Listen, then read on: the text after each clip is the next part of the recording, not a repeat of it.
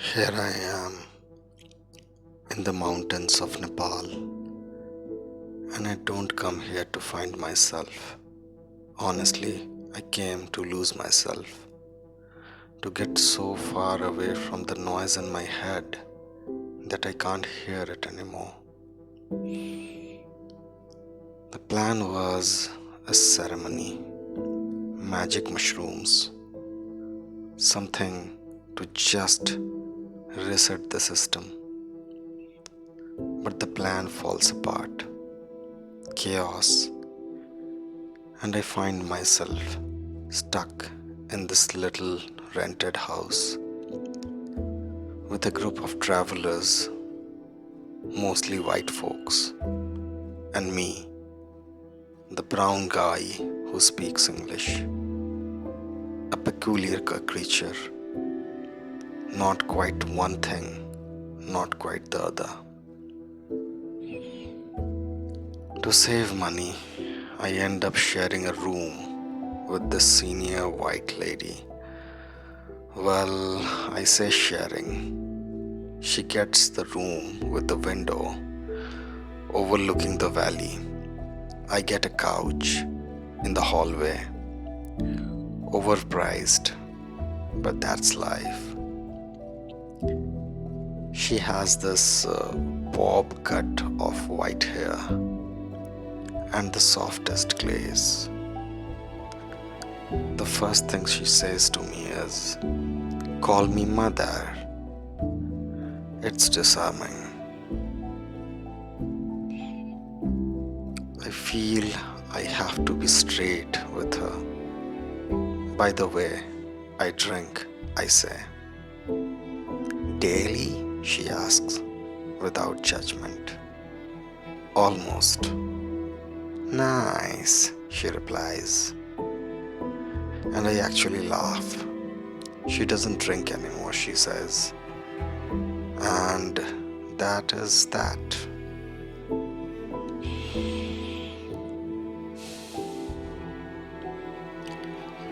We fall into a rhythm in this temporary household. Not much talking. I make breakfast. She cooks dinner. She goes off to the mountains in the morning. I sit in the garden. She has lunch out. I usually skip it. Well, to drink and stare at the sky. And for a while, it is good to think about nothing, to just be a blank slate. But you can't outrun your own mind. It always finds you.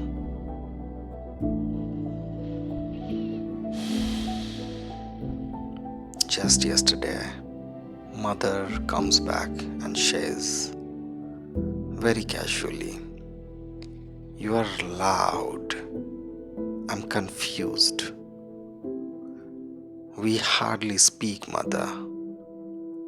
I'm in your thoughts," she says, with a little grin. Can you hear them? Unfortunately, yes. That's a painful gift, lady. I smirk. Mother, she corrects. Of course, I say. And it hits me. She can read my thoughts. I have come all this way through the smoke and the chaos, trying to get rid of the demons in my head. I think that silently to myself. And then she speaks aloud. Why do you call them demons? I'm stunned. What should I call them then? Cute babies? Yes, she says, without missing a beat. Cute cry babies. We both laugh. It breaks the tension.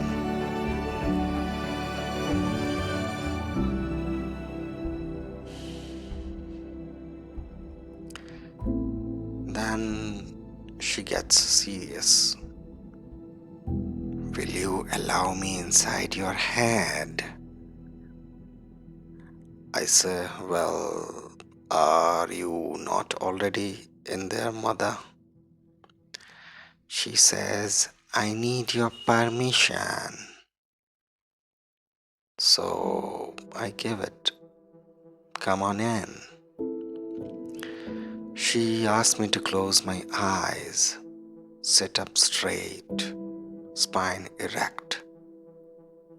And then I hear her voice, not in my ears, but right inside my mind. Can you hear me now? I can, I say out loud. No, her voice echoes in my head. Speak without sound. Okay, I think back. Good, she says in my mind.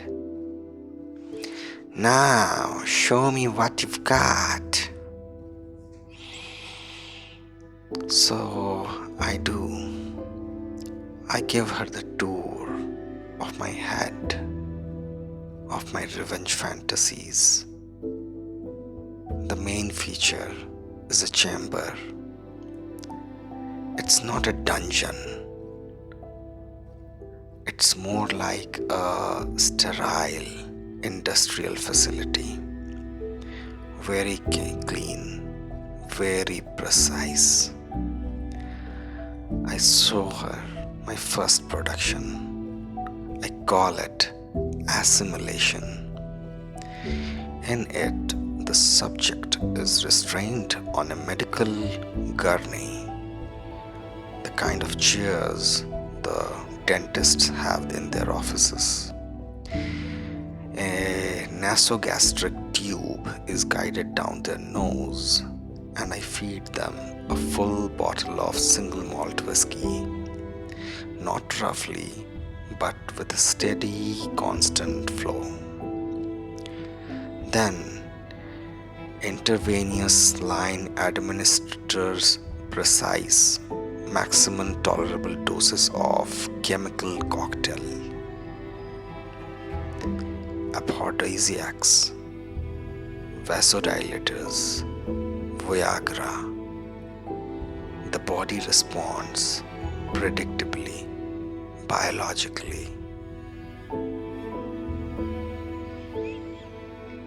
They are placed in a sealed room with their immediate family members. In this condition, their family members have been given the same treatment. The climate control is set for comfort. The lighting is flat. High-resolution cameras capture every twitch, every sound in Dolby Atmos clarity. This continues for 168 hours. Then the second phase, the subjects and their family are secured in ergonomic chairs in a small private amphitheater. Their eyelids held open with non-invasive medical tape.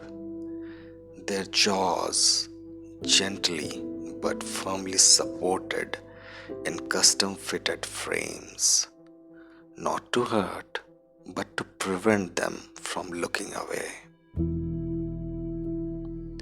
A nurse administers lubricating eye drops every 15 minutes to ensure visual acuity. They are forced to watch the footage from the previous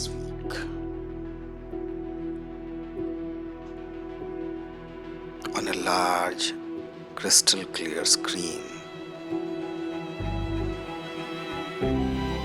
The sound is immersive. Meals are provided via NG tube to maintain their strength. Their health is monitored. The experience is designed for endurance, not for a quick breakdown. I show her another scenario, the Coliseum. This one is simpler, more primal. Several men are released into a circular pit of white sand. They are given improvised weapons. The rule is simple. The last one standing earns a reprieve. The strong scores point. The victor, before he leaves, is branded on the left buttock with a red hot iron, my initials, in italics. A permanent mark of ownership. The smell of searing flesh is sharp, distinct. When I finish the tour, there is a long silence in my head. I feel a strange pride in the detail, the architecture of it all.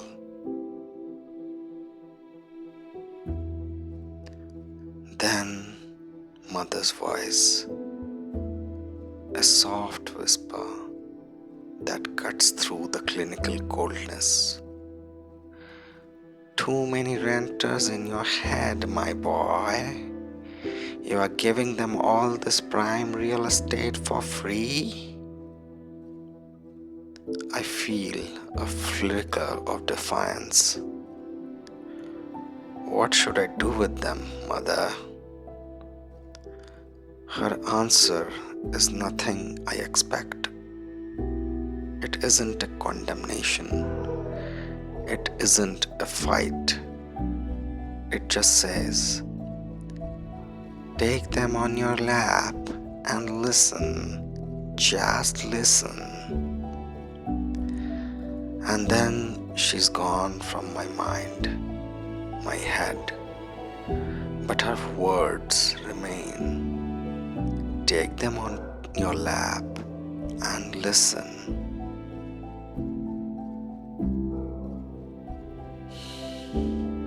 It sounds impossible, but this morning I try. I sit with the figure from my assimilation fantasy. I don't put him in a sterile room. I imagine taking him onto my lap like a tired, angry child, and I just listen. I listen to the rage that built him. I listen to the humiliation that designed that NG tube. I listen to the need for control that engineered the entire horrifying production. And I start to see them for what they are. Not demons, not monsters. They are crybabies. Parts of me that are screaming to be heard. The moments stop, and I stop fighting the imaginary. The moment I stop fighting the imagery and just listen to the pain behind it, the detailed sets in my mind begin to fade. The chamber isn't a chamber anymore. It is just a quiet room, and for the first time, it's truly, deeply quiet in here.